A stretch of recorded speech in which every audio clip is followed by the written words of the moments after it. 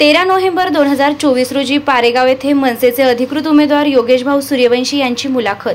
संगमनेर शहरामध्ये पारेगाव येथे मनसेचे अधिकृत उमेदवार योगेशभाऊ सूर्यवंशी यांची बाप कंपनी यांनी मनसे उमेदवार योगेशभाऊ सूर्यवंशी यांची घेतलेली मुलाखत. शेरणी न्यूज संगमनेर. संपादिका कृष्ण अजित कुमार सारडा. आज पुन्हा एकदा आपल्याकडे नवीन गेस्ट आहे आणि बाप कंपनीत आपण सगळे मिळून त्यांचं स्वागत करूया. तर आमचं युट्यूब चॅनल आहे बाप टीव्ही, जो आमची मुलंच मॅनेज करतात आणि इंस्टाग्राम वरती बाप कंपनीला जवळजवळ 32,000 फॉलोअर्स आहेत. तर या माध्यमातून आम्ही प्रयत्न करतो की महाराष्ट्रापर्यंत चांगला कंटेंट पोहोचावा आणि खूप चांगल्या मुद्द्यांना आम्ही हात घालतोय. त्याच्यामध्ये प्रामुख्याने शेतकरी असेल, शिक्षण असेल, IT क्षेत्र असेल, जॉब असतील, या अनेक प्रश्नांवरती आमची मुलं नेहमीच प्रश्न विचारत असतात किंवा नवीन नवीन गोष्टी आणत असतात. बाप कंपनीमध्ये जवळजवळ 600 कर्मचारी आणि विद्यार्थी आहेत. महाराष्ट्रातल्या प्रत्येक कानाकोपऱ्यातून ते इथे आलेत. आमच्या इथे हॉस्टेलला जवळजवळ 350 मुलं आहेत आणि हे सगळे शेतकऱ्यांची मुलं आहेत आणि ग्रामीण भागात पारेगाव सारख्या ठिकाणी येऊन ते शिक्षण घेत आहेत, त्याचबरोबर ते नोकरी सुद्धा करतायत. तर एक इंटेलेक्च्युअल क्राऊड, तो प्रश्न विचारणारा नवीन पिढी आहे, ती इथे तयार होते आणि त्यातूनच आम्ही अनेक प्रश्न उभे करतोय आणि तेच प्रश्न प्रशासनाला पण असतील, तेच प्रश्न राजकारणी लोकांना पण असतील आणि त्याचाच एक भाग म्हणून आम्ही तुम्हाला इथे आमंत्रित केलंय.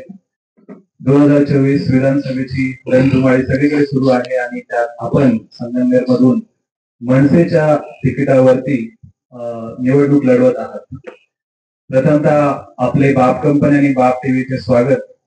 आणि आमच्याकडे काही ज्वलंत प्रश्न आहेत जे आम्ही ग्रामीण भागातल्या युवकांना, शेतकऱ्यांना प्रामुख्याने विचार करून आम्ही राजकारण्यांसमोर आणतोय, तुमच्यासारख्या लोकांसमोर आणतोय, जेणेकरून तुम्ही जेव्हा निवडून याल तेव्हा तुम्ही त्या प्रश्नावरती प्रामुख्याने लक्ष द्याल, कारण ते आमचेच नाही तर तरुण पिढीचे प्रश्न आहेत, ग्रामीण भागाचे आहेत, शेतकऱ्यांचे आहेत. तर काही प्रश्न मी तुमच्या समोर मांडणार आहे, तुमच्याकडून आम्हाला त्याची चांगल्या प्रकारे उत्तरे मिळतील अशी अपेक्षा आहे. तर आपण सुरू करूया. असं म्हटलं जातं की जिथे जनतेचा प्रश्न तिथे मनसे. तर योगेश भाऊ सूर्यवंशी हे मनसेच्या तिकिटावरती 2024 संगमनेर विधानसभेमधले एक निवडणुकीमधले कॅन्डिडेट आहेत. आपण संगमनेर तालुक्यात जाणकार पिढी उभी करतोय आणि त्या पिढीला योगेश भाऊंचे काय विजन्स आहेत ते आपण आता ऐकून घेऊया. तर माझा पहिला प्रश्न आहे, सर, तरुण पिढी आणि मनसे याचं एक कॉम्बिनेशन खूप चांगलं आहे. आपण बघतोय राजसाहेबांकडे मी वैयक्तिकरित्या राजसाहेबांचा फॉलोअर आहे आणि त्यांचं विजन महाराष्ट्रासाठी, त्यांचं जी काही कळकळ आहे ती त्यांच्या स्पीचेस मधून दिसते, त्यांच्या प्लॅन्स मधून दिसते. एक नवीन महाराष्ट्र मला घडवायचं आहे असंच राजसाहेब नेहमी बोलत असतात आणि त्याचे तुम्ही एक सहभागी आहात. तर संगमनेरसाठी नवीन संगमनेर घडवायचंय, याच्यामधले तुमचे विजन्स काय आहे? प्रथमतः जय श्रीराम, जय महाराष्ट्र. सर, आपण मला विचारलं की माझं व्हिजन काय. माझं पहिलं व्हिजन हे आहे की या जनतेने मला निवडून दिलं पाहिजे.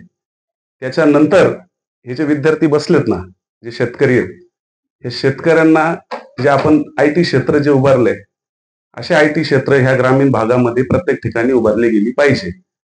आणि दुसरी गोष्ट, ह्या ज्या मुली आहेत संगमनेरमध्ये, आपण बघितलं असेल की यांना संरक्षण नाहीये.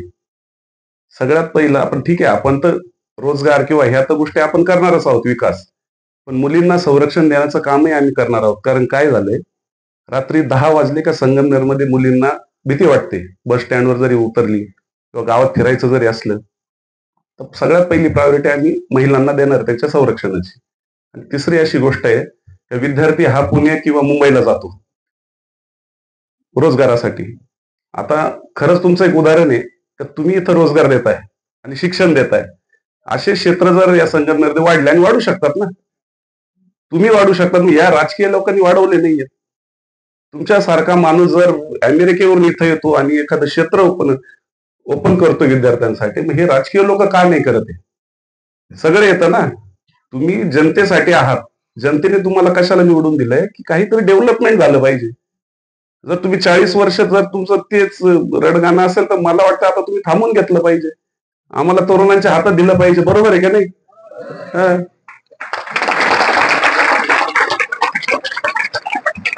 धन्यवाद सर. आपली पहिली सुरुवात अशा करंट जे काही प्रस्थापित आहे त्यांच्याबद्दल चीड दिसते.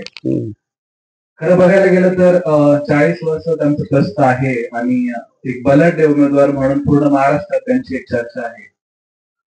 त्याचबरोबर आणखी अमोलभाऊ खताळ असतील किंवा बीजेपी आणि महायुतीची जी ताकद आहे ती, त्याच्यामध्ये मनसेला तुम्ही संगमेश्वर तालुक्यात या त्रिकुटामध्ये कुठे बघता? आणि सध्या तुम्ही गावोगावी फिरत आहात, तर तुम्हाला तो रिस्पॉन्स कसा मिळतो?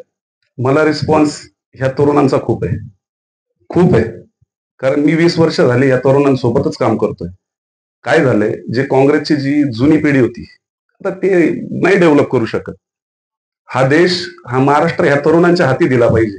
यांनी काम केलं पाहिजे. आता तुमचं वय 70च्या पुढे जाते तरी तुम्ही राजकीय क्षेत्रात आहात. मला वाटतं कुठेतरी थांबलं पाहिजे आणि तरुणच हे बदलू शकतात. लक्षात घ्या. ते नक्कीच खरं आहे. यावेळेस राजसाहेबांनी एक वेगळी ताकद लावली. आपण बघितलं लोकसभेला त्यांनी बेशर्त पाठिंबा दिला होता महायुतीला.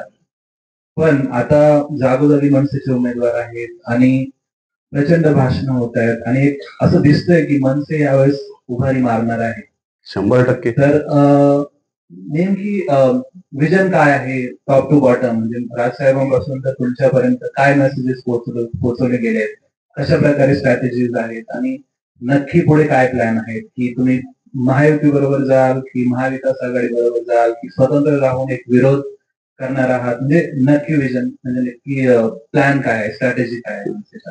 आता मनसेचं जे सर्वे जे आमचे राजसाहेब आहेत ते वरचं ते ठरवतील. पण सध्या तरी आम्ही सेपरेटच लढतोय. आणि आमचे विजन काय आहेत, आता तुम्ही इतर पक्ष बघितले असेल. विजन काय आहे टॉप टू बॉटम, म्हणजे राजसाहेबांपासून तर तुमच्यापर्यंत काय मेसेजेस पोहोचवले गेले आहेत, कशा प्रकारे स्ट्रॅटेजीज आहेत आणि नक्की पुढे काय प्लॅन आहेत? की तुम्ही महायुती बरोबर जाल की महाविकास आघाडी बरोबर जाल की स्वतंत्र राहून एक विरोध करणार आहात? म्हणजे नक्की विजन, म्हणजे नक्की प्लॅन काय आहे, स्ट्रॅटेजी काय आहे? आता मनसेचं जे सर्वे जे आमचे राजसाहेब आहेत ते वरचं ते ठरवतील. पण सध्या तरी आम्ही सेपरेटच लढतोय. आणि आमचे विजन काय आहेत, आता तुम्ही इतर पक्ष बघितले असेल. हाय तिकडे जातो, तो तिकडे जातो, हे स्वतःच बघतायत. माझं कुठेतरी चांगलं होईल या नेत्यांचं एवढंच चाललंय. मी कुठं सेट होतो? अरे बाबा तू सेट नको हो, या विद्यार्थ्यांना सेट कर, यांना रोजगार उपलब्ध कर, महिलांना सुरक्षा दे, हा महाराष्ट्र डेव्हलप करा. त्यांचं काय, माझा भाचा कुठंतरी बसला पाहिजे, माझी ताई कुठंतरी बसली पाहिजे. अरे ते बसतील, पण यांना कुठं बसवायचं? यांनी गायचं फक्त दूध पिळायचं का?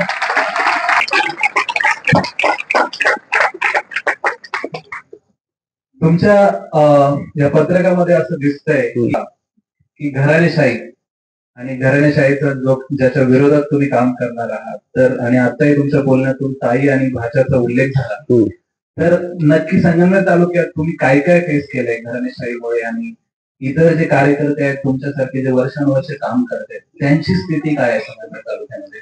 प्रत्येक आता इथले विरोधक उमेदवार ठरवायचा तर इथले प्रस्थापितच ठरवतात. वाद करायचे, वाद दाखवायचे. आता बघा आमचा किती संघर्ष आहे आणि वरती जाऊन बैठका घ्यायच्या का कोणता उमेदवार द्यायचा, हे वर्षानुवर्ष चालत आलेले. आणि मग आम्ही निर्णय घेतला. यांनी खूप वर्ष घातली याच्यामध्ये आणि जनतेला कुठंतरी गृहीत धरायचं. आता यांच्या मताची खूप मोठी किंमत आहे, एक मताची. हे काय करतात, 5 वर्षातून एकदा फक्त हात जोडतात आणि हे लोकांना विसरून जातात. मग आम्ही खूप वेळा बघितलं की हे मूर्खात काढतात. म्हणजे तुम्ही बघितलं असेल, आता संगमनेरचं उदाहरण आहे. दोन्ही पक्ष भांडत होते, युतीचा असेल काँग्रेस असेल. यांनी गाड्याच्या जाळपोळ केल्या, महिलांना मारहाण केली. नंतर काय झालं, एक आयताच उमेदवार जो काँग्रेसमध्ये होता राष्ट्रवादीमध्ये आला, राष्ट्रवादीमधून बीजेपीत आला, बीजेपीतून याच्यात आला धनुष्यबाण आपल्या शिवसेनेत. मला वाटतं याच्यानंतर ते MIM मध्ये जायला बसले. त्याच्यामुळे याच्यापासून सावध राहावं आणि मनसेला पाठिंबा द्यावा, कारण आमचे विजन छान आहेत, आम्ही पारदर्शक आहेत.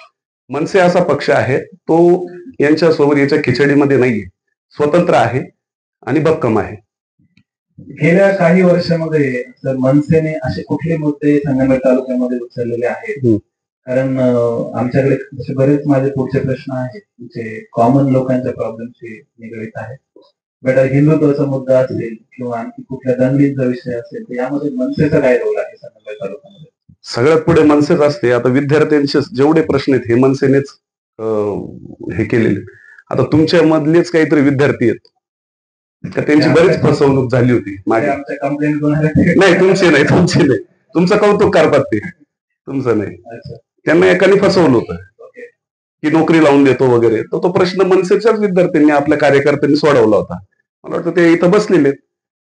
हा, थँक्यू. आता आपण पुढे जाऊया. जे कॉमन प्रश्न आमचे आहेत, तुम्ही जर रस्त्याने किंवा तुमची गाडी अशी हदरली असेल येताना आणि संगमनेर तालुक्यात तुम्ही कुठेही जा, तुम्हाला हे रस्त्यात खड्डे की खड्ड्यात रस्ते हे कळत नाही, ही वस्तुस्थिती आहे. त्यातून बरेचसे इन्सिडेंट आमच्या बाप कंपनीच्या एम्प्लॉईज आणि स्टुडंट बरोबर झालेले आहेत. ऍक्सिडेंट होणं, त्यांचे फ्रॅक्चर्स होणं. तर हे रस्ते पुन्हा पुन्हा येतात, त्याचे टेंडर निघतात, ते त्यांचे कॉन्ट्रॅक्टर भरतात, ते रस्त्याचं परत काम करतात, ते 6 महिन्यात खराब होतात. तर हा जो स्कॅम आहे म्हणता येईल किंवा हा जो रॅकेट आहे, यात मनसे पुढे काय करू इच्छित आहे आणि हा जो स्कॅम किंवा हे रॅकेट तुम्ही कसं एक्सपोज करणार आहात आणि चांगले रस्ते, चांगल्या सुखसुविधा संगमनेर तालुक्याला निवडून आलात तर कशा द्या? मुळातच हे जे रस्ते तिथले प्रस्थापित जे नेते त्यांच्या ठेकेदारांना काम देतात. म्हणजे टक्केवारी जे म्हणतो आपण, ह्या पैशातून त्यांचं राजकारण चालतं आणि हा पैसा ह्या जनतेचा आहे, हा त्यांचा नाहीये. आम्ही आल्यानंतर आम्हाला काही संस्था खोलायच्या नाहीये, आम्हाला काही कुठलं कॉलेज खोलायचं नाही किंवा आमच्या कुठं प्रॉपर्ट्या नाहीये. माझ्याकडे असं आहे, माझा मोबाईल सुद्धा माझ्या नावावर नाही, माझे वडील त्याचा हप्ता भरतात. हा, त्याच्यामुळं त्याचा पैसा आहे. जर आम्ही आलो तर आम्हाला कुठली टक्केवारी तर घ्यायचीच नाहीये. हे ठेकेदार पद्धती रस्ते ते या खेडेगावमध्ये आपण करा. जसं तुम्ही खेडेगावातल्या विद्यार्थ्यांनी इथं IT क्षेत्रामध्ये आणलंय, तसं आमचं विजन आहे की इथून खड्डे नसणार आहेत, इथं चांगले हायवे असणार आहेत. हा मुद्दा खूप महत्वाचा आहे सर. जिथे रस्ते असेल तिथे प्रगती होते. मी अमेरिकेत बघितलं की कुठलीही नवीन सोसायटी किंवा बिल्डिंग तयार होत असेल तर त्या बिल्डरला पहिल्यांदा तिथला रस्ता बनवावा लागतो आणि नंतर तो पायाभरणी सुरू करू शकतो, असा नियम आहे तिथे. दुर्दैवाने आपल्याकडे तशी परिस्थिती नाही. आपण पाहिजे तिथे बिल्डिंग उभी करतो, पाहिजे तिथे सोसायट्या काढतो, पण त्याचे रस्ते मेनली बघत नाही. आणि कॉमन लोक टॅक्स भरतात, टोल भरतात, कॉमन लोकांना सगळ्यात मोठा त्रास होतो. असे इन्सिडेंट होतात. आमच्या इथून जर एखाद्या मुलाला हॉस्पिटलमध्ये न्यायचं असेल तर 45 मिनिटं लागतात संगमनेरच्या एखाद्या दवाखान्यात पोहोचायला, कारण तेवढे रस्ते खराब आहेत. आज आपण जर बघितलं वडगाव पासून संगमनेरपर्यंतचा रस्ता हा नेहमी खड्ड्यात असतो आणि हा हायवे म्हणजे जिल्ह्याला जोडणारा रस्ता आहे, तरी पण तो एवढा दुर्दैवी आणि म्हणजे दुरावस्थेत आहे. तर हे आपलं दुर्दैवी असंच म्हणावं लागेल. वळूया पुढच्या मुद्द्याकडे, पाणी. संगमनेरमध्ये अनेक वर्ष पाण्यावरून राजकारण होतंय. निळवंडे, भोजरपूर या सगळ्या गोष्टीत आम्ही तुम्हाला पाणी देणार, आम्ही प्रत्येक शेतकऱ्यांचे ओलिताखाली जमीन आणणार, असे अनेक मुद्दे प्रत्येक इलेक्शन मध्ये लोकांना सांगितले जातात आणि त्याचे आश्वासन लोकांना दिले जातात. आता कुठे निळवंडेचं पाणी 53-56 वर्षानंतर आलं, त्याचे रोटेशन अजून एक सुरू झाले नाही. आणि आमच्यासारखा भाग, लिमोन गट किंवा तळेगाव गट म्हणा, तिकडे साकूर पठार भाग म्हणा, हा अजूनही फक्त पर्जन्य छायामध्येच आहे किंवा इथे परमनंट पाण्याचा सोर्स येईल याची कुठलीही अपेक्षा किंवा कुठलंही एखादा किरण. जर बघितलं वडगाव पासून संगमनेरपर्यंतचा रस्ता हा नेहमी खड्ड्यात असतो आणि हा हायवे म्हणजे जिल्ह्याला जोडणारा रस्ता आहे, तरी पण तो एवढा दुर्दैवी आणि म्हणजे दुरावस्थेत आहे. तर हे आपलं दुर्दैवी असंच म्हणावं लागेल. वळूया पुढच्या मुद्द्याकडे, पाणी. संगमनेरमध्ये अनेक वर्ष पाण्यावरून राजकारण होतंय. निळवंडे, भोजरपूर या सगळ्या गोष्टीत आम्ही तुम्हाला पाणी देणार, आम्ही प्रत्येक शेतकऱ्यांचे ओलिताखाली जमीन आणणार, असे अनेक मुद्दे प्रत्येक इलेक्शन मध्ये लोकांना सांगितले जातात आणि त्याचे आश्वासन लोकांना दिले जातात. आता कुठे निळवंडेचं पाणी 53-56 वर्षानंतर आलं, त्याचे रोटेशन अजून एक सुरू झाले नाही. आणि आमच्यासारखा भाग, लिमोन गट किंवा तळेगाव गट म्हणा, तिकडे साकूर पठार भाग म्हणा, हा अजूनही फक्त पर्जन्य छायामध्येच आहे किंवा इथे परमनंट पाण्याचा सोर्स येईल याची कुठलीही अपेक्षा किंवा कुठलंही एखादा किरण इथल्या शेतकऱ्यांना दिसत नाहीये. तर ह्या भागाला किंवा संगमनेर तालुक्याला जिथे नैसर्गिकरित्या आपण भोजापूरच्या किंवा मग निळवंडेच्या याच्यात आहोत, भंडारदऱ्याच्या खाली आहोत, मुळा किंवा प्रवरासारख्या मळवणी सारख्या नद्या आपल्या तालुक्यामधून जातात. एवढं सगळं नैसर्गिक वातावरण अनुकूल असताना 40 वर्षात किंवा 50 वर्षात ह्या भागामध्ये पाणी का नाही आलं? आज आपण सिन्नर सारख्या ठिकाणी बघितलं तर त्यांनी आमची पाईपलाईन द्वारे लोकांपर्यंत पाणी पोहोचवलेलं आहे. आपल्या भागात हे असं का? प्रथम तर असं आहे, भंडारदरा खूप मोठा धरण आहे आणि आपल्याकडे प्रवरा माई आहे, तुम्ही जे म्हटलं मुळा नदी आहे, ह्या 2 नद्या आहेत. आणि तळेगावच्या भागामध्ये जे पाणी जात नाही त्याचं कारण असं आहे की यांचं राजकारण पाण्यावर आहे. जर पाणी दिलं तर ते शेतकरी समृद्ध होतील ना. ते समृद्ध झाले तर यांना मतं कोण देईल? यांच्या पुढं कोण करेल? आता यांचं असं आमच्या दारात आलं पाहिजे ना. ते समृद्ध झाले तर ते सेट होतील आणि ते डेव्हलप झाल्यावर त्यांच्या पुढं कोणी करणार नाही. लक्षात घ्या, त्यांना फक्त मत हे का दबून ठेवायचे आहेत की मतं मिळाले पाहिजे आणि यांचे कामं अटकले पाहिजे. हे 4 वेळा आले पाहिजे, बाबा पाणी द्या, पाणी देतो, हे पाणी देत नाही. आता तळेगावामध्ये मी गेलो, तिथल्या ज्या शेतकरी महिला होत्या, मी हे पॅम्पलेट वाटत होतो, ती मलाच म्हणजे तुम्ही मला पाणी दिलं नाही. अहो मी आमदार नाही म्हटलं मला निवडून द्या, पहिला प्रश्न मी तुमचा पाण्याचा सोडवेल. म्हणजे यांच्यामुळं आम्हाला फिरायचे वांदे झाले. आमच्याकडल्या भागातल्या लोकांना पाण्याचे स्वप्न पडत आहेत, त्यांना प्रत्येक गोष्टीत पाणी दिसतं. बाप कंपनीने गेल्या 2 वर्षामध्ये 18 लाखाचं पाणी विकत घेतलेलं आहे. अशी परिस्थिती आहे, ही खूप भयावह परिस्थिती आहे. आणि आज मला प्रत्येक वेळी बाथरूम मध्ये जाऊन चेक करावं लागतं कंपनीच्या फाउंडरला की पोरांनी नळ चालू ठेवलाय की नाही बघावं. ते का आहे? कारण पाणी आमच्यासाठी सोनं आहे. बरोबर. आणि त्यामुळे आता तुम्ही जे बोलतायत की पाण्यावरती राजकारण झालं, तरुण पिढी बदलते. बरोबर. आज जे म्हणजे आम्ही जे दुष्काळी भागातले लोक आहोत, आज सोशल मीडियाचा वापर झाला, आम्हाला रियालिटी कळते. म्हणजे तुम्हाला असं वाटत नाही का आता ह्या 2024ला या मुद्द्यावरती हे लोक प्रस्थापित असेल व कोणी असेल पाण्यावरून राजकारण करू शकत नाही? आता नाही करू शकत, कारण ही तरुण पिढी इतकी हुशार आहे. मीच सांगतो की आता ह्या लोकांना मोजत नाही, ते हुशार झाले. आता जी जुनी पिढी होती, टोपी घालणारे, पायजामा घालणारे, त्यांना मूर्खात काढले यांनी. ठीक आहे, तोपर्यंत ठीक होतं. आता मूर्खात नाही काढू शकत, कारण आता तुमचे IT क्षेत्रात आले, आता मोबाईल आले, हुशार झाले, IT क्षेत्रात आहेत. काही लोक आता TV बघतात, सगळ्यांना आता कळलंय का हे मूर्खात काढतात. आणि पाणी आणणं काय फार मोठी म्हणजे अवघड गोष्ट नाहीये. मला एकदा बसवा, दुसऱ्या दिवशीच पाणी आणून देतो. त्या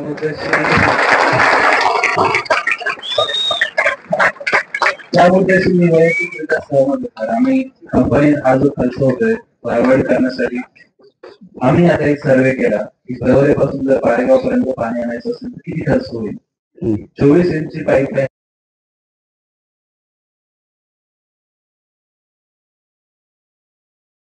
तालुक्यात ज्वलंत आहे. आपण जर बघतोय तर महाराष्ट्रामध्ये सगळ्यात प्रगत तालुका असा संगमनेर तालुका म्हणून का मार्केटिंग करतात लोक मला कळलं नाही, पण असं म्हणतात. संगमनेर तालुक्यामध्ये जेवढे हॉस्पिटल्स किंवा दवाखाने असतील किंवा जेवढे डॉक्टर असतील ते इतर कुठल्याही तालुक्यामध्ये असे एका ठिकाणी कॉन्सन्ट्रेट झालेले नाही. तरी सुद्धा ग्रामीण भागातला एखादा शेतकरी जेव्हा दवाखान्यात जातो तेव्हा त्याची प्रचंड लूट तिथे होते. मी वैयक्तिकरित्या असं अनुभवलेलं आहे की लोकांना विनाकारण गोळ्या औषधं लिहून दिले जातात बिलं वाढवण्यासाठी. प्रत्येक हॉस्पिटलचं स्वतःचं मेडिकल आहे, प्रत्येक डॉक्टरचं स्वतःचं मेडिकल आहे आणि त्यातून प्रचंड लूट चाललेली आहे. मग जर संगमनेर तालुक्यामध्ये अशी सिच्युएशन असताना मानसिकता राजकारण्यांची अशी का नाही की इथे एखादं चांगलं सरकारी हॉस्पिटल व्हावं, जसं दिल्लीत झालं किंवा दिल्लीतले जे आपण मोहल्ला क्लिनिक वगैरे बोलतो अशा कन्सेप्टवरती आज तळेगावला दवाखाना आहे, निमोनला दवाखाना आहे, पण तो धूळ खात पडलेला आहे. मग जर सरकारी दवाखाने आपण का डेव्हलप करत नाही किंवा इथे एखादा असं एवढे इंजिनिअरिंग मेडिकल कॉलेजेस आहेत, प्रत्येक मेडिकल कॉलेजला एक चांगलं हॉस्पिटल असावंच लागतं. बरोबर. असे हॉस्पिटल लोकांना असे ओपन का केले नाही जिथे कमी खर्चात त्यांना आरोग्य सुविधा मिळेल? याच्या मागे तुम्हाला काय वाटतं आणि तुमचं विजन आरोग्य क्षेत्र सुधारण्याचं? प्रथमतः मी जिल्हा जे जिल्हा लेवलचं जे आपले दवाखाने ती इथं मुद्दामून आणलेली नाही आहेत, कारण ह्या प्रस्थापितांचे स्वतःचेच दवाखाने आहेत. जर तो त्या शासकीय दवाखान्यामध्ये ॲडमिट झाला तर यांच्या दवाखान्यात कोण होईल? बरोबर आहे ना. बरं, यांच्या दवाखान्यात ॲडमिट व्हायचं, त्याचं थंडी ताप जरी आला तर त्याचं 70,000 रुपये बिल काढतात ते. अरे तो 70 रुपये नाही त्याच्या खिशामध्ये, तो 70,000 कुठून देईल? बरं, ते कमी करायचं तर त्याला बळच ॲडमिट ठेवतात. तो म्हणतो अरे बाबा मला ॲडमिट ठेवू नका, पैसे नाही आहेत. नाही 2 दिवस तुम्हाला थांबावं लागून पैसे आणावं लागतील. म्हणजे हे जे दहशत आहे हे पेशंटवर पण आहे. तो बरा होतो पण यांच्या दहशतीमुळे आणखीन आजारी पडतो. लक्षात घ्या, हे जर सगळं बदलायचं असेल तर हे तुम्हाला जे आत्ताचे प्रस्थापित नेते हे चेंज करावं लागतील. खूप झालंय आता, खूप आरोग्याशी खेळतायत, शैक्षणिक खेळतायत, तुमचं म्हणजे विद्यार्थ्यांच्या यांच्या टॅलेंटशी खेळतायत. आता बस झालं. आता मला वाटतं आम्हाला संधी दिली पाहिजे. मी एक विद्यार्थीच आहे, मी माझं वय काय 35 आहे, मी तुमच्यातलाच आहे ना. आता 70 वर्षाच्या माणसाबरोबर फिरणार का माझ्यासोबत फिरणार तुम्ही? बरोबर आहे ना. हा, आता त्यांचे विचार ठीक आहे, इंदिरा गांधी असतील काय त्या काळातले होते. माझे विचार राज ठाकरेंच्या विचारांबरोबर आहे, साहेबांबरोबर आहेत, ते यंग आहेत ना. मला वाटतं एक संधी दिली पाहिजे. चांगलं सुविधा, मी आरोग्य सुविधा तुम्हाला आणून देईल. आणि ते मला कुठून, मला खिशातून थोडं द्यायचं, सगळं अवेलेबल होतच, ते देता आलं पाहिजे ना. माइंडसेट पाहिजे. नाही खरं म्हणजे सरकारी दवाखान्यांना सगळ्या गोष्टी मिळतात, फक्त ते एक्झिक्यूट करून घेणं तशी मानसिकता आपली असली पाहिजे. संगमनेर तालुक्यामध्ये आपण जेव्हा तालुक्याच्या ठिकाणी जातो, आता शहरामध्ये लिटरली आम्ही जेव्हा येतो तेव्हा तिथली दिल्ली नाक्यावरची ट्रॅफिक, रस्त्यावरचे खड्डे, अतिक्रमण आणि अनऑर्गनाइज जी डेव्हलपमेंट झालेली आहे त्याच्याबद्दल तुमचं काय मत आहे? दिल्ली नाका म्हटलं की माझं जुळत नाही.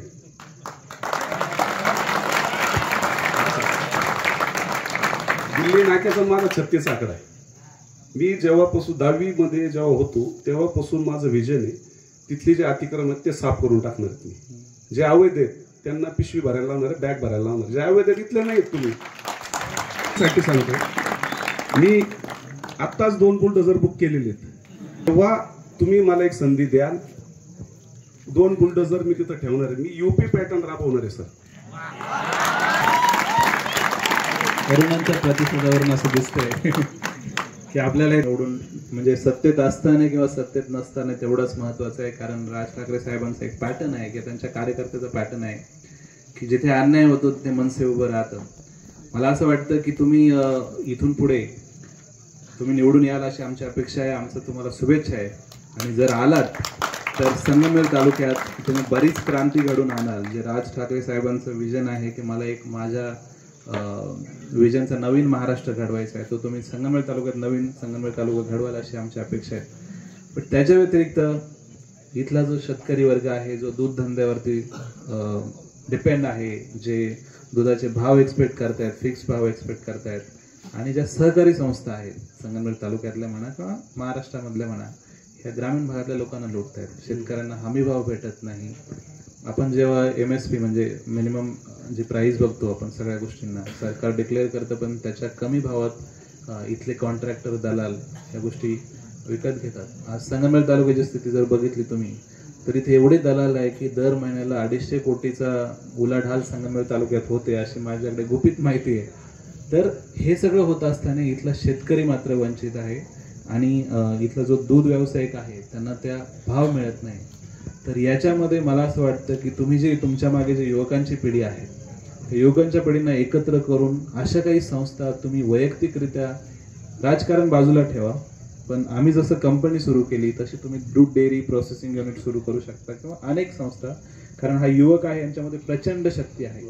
तर असे वैयक्तिकरित्या या मुलांना एकत्र आणून काय करण्याचे विजन तुमच्याकडे आहे तालुक्यासाठी? तालुक्यासाठी आता दुधाचा विषय तुम्ही काढलाय. आता आपल्या इथं खूप मोठा दूध संघ आहे, तरी आंदोलन झाले मध्ये बघा. लोकांनी, शेतकऱ्यांना इतका मोठा आक्रोश आहे शेतकऱ्यांचा की दुधाला भाव नाही. मग जर तुमच्या दुधाला भाव नाही मग ते संघ कशाला खोललाय? सहकारी संघ आहे ना तो. मग मी निवडून आल्यानंतर तो संघ पण मी ताब्यात घेणार आहे ना. तिथं आपले लोक बसतील ना, शेतकरी बसेल तिथं, चेअरमन शेतकरी राहील, शेतकरी ठरवेल. माझा जावई किंवा पुतण्या नसेल तिथं, शेतकऱ्याचा पोरगा चेअरमन राहील.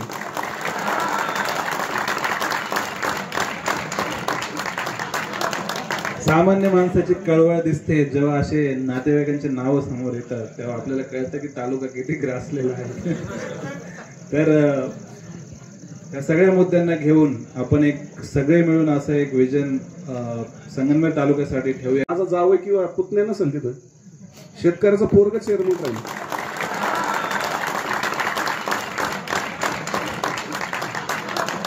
सामान्य माणसाची कळवळ दिसते जेव्हा असे नातेवाईकांचे नाव समोर येतात, तेव्हा आपल्याला कळतं की तालुका किती ग्रासलेला आहे. तर या सगळ्या मुद्द्यांना घेऊन आपण एक सगळे मिळून असं एक विजन संगमनेर तालुक्यासाठी ठेवूया. ही तरुण पिढी तालुक्यासाठी एकत्र येऊन तुमच्यासोबत आमच्यासोबत येऊन एक नवीन संगमनेर तालुका घडवेल. इथे आपणच मिळून काही कंपन्या उभ्या करू, आपणच मिळून इथे रोजगार तयार करू. हे सगळं युवकांच्या ताकदीने किंवा त्यांच्या विल पॉवरने होणार आहे अशी मी अपेक्षा करतो आणि तुम्हाला तुमच्या निवडणुकीसाठी खूप शुभेच्छा देतो. आम्ही सगळे आणि विशेषतः तरुण वर्ग तुमच्या सोबत आहोत. धन्यवाद. तुम्हाला जर काही क्लोजिंग स्पीच मध्ये बोलायचं असेल तर तुम्ही बोलू शकता. जोरात. माझं विजन तर पहिलं सांगितलंय, मी 2 बुलडोझर बुक केलेले. माझी प्रायोरिटी ही पहिलं हिंदुत्व असेल. विकासाच्या गोष्टी तर घेणारच आहे सर. धर्म टिकला तर विकास होईल, जर धर्मच राहिला नाही तर विकासही करता येत नाही, लक्षात ठेवा. तर तुम्ही बघितलं असेल लोकसभेला ही जी मेजॉरिटी, तर हिरवळ होऊन नाही द्यायचंय मला संगमनेर, हे भगवं करायचंय, लक्षात घ्या. माझ्या आयाबाईने जेव्हा त्या दिल्ली नाक्यावरून जातात, तुम्ही म्हटलं तिथं जो क्राऊड उभा राहतो तिला भीती वाटते. 3 वेळेस आपल्या लोकांनी तर मारण्यात आलेले. आपण भगवा मोर्चा मी आयोजित केला होता. बरं तुम्ही आता बघितलं निंबाळ्याला, या ट्रॅफिकमुळेच त्या मुलीला मारहाण झाली. अक्षरशः तिला की जबरदस्त मारहाण केली त्या एकाने. आम्हाला आंदोलन करावं लागलं. 1 तासामध्ये मनसे पॅटर्न दाखवलं सर, मी त्याला उचलून आणायला लावलं. दुसरं असं आहे की ते मुलीचं झालं, परत साधू संतांना मारहाण झाली.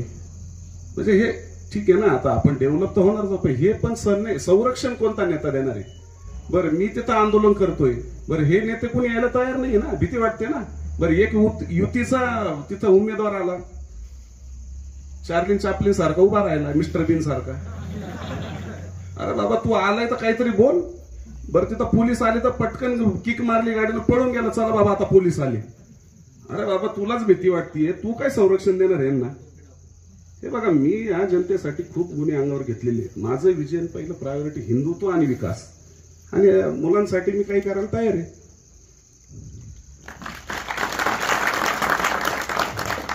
धन्यवाद साहेब. यानंतर कोणाला काही युवकांना प्रश्न असेल तर मी तुम्हाला एनकरेज करेल की तुम्ही काही प्रश्न विचारा.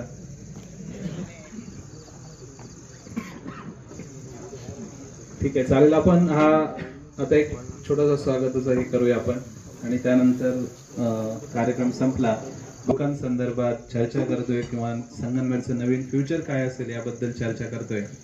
तर प्रत्येक पार्टीतले कार्यकर्ते इथे आले पाहिजे किंवा कॅन्डिडेट्स इथे आले पाहिजे आणि आपल्याला आपल्या मनातले प्रश्न त्यांना विचारता आले पाहिजे अशी आमची प्रामाणिक इच्छा आहे सर. पण इलेक्शन झाल्यानंतर सगळ्यांनी एकत्र येऊन तालुक्याच्या हितासाठी कामं करावी असंही आमचं मत आहे, आणि याच अनुषंगाने बाप कंपनी अनेक गोष्टीत पुढे राहीलच, पण तुमचे सपोर्ट आम्हाला तेवढाच महत्त्वाचा आहे. कारण आम्ही इथे ग्रामीण भाग आणि शेतकरी आणि गावं बदलायला इथे म्हणून आलेलो आहोत. हे विजन घेऊन आम्ही तुमची आम्हाला साथ मिळेल अशी अपेक्षा करतो. धन्यवाद.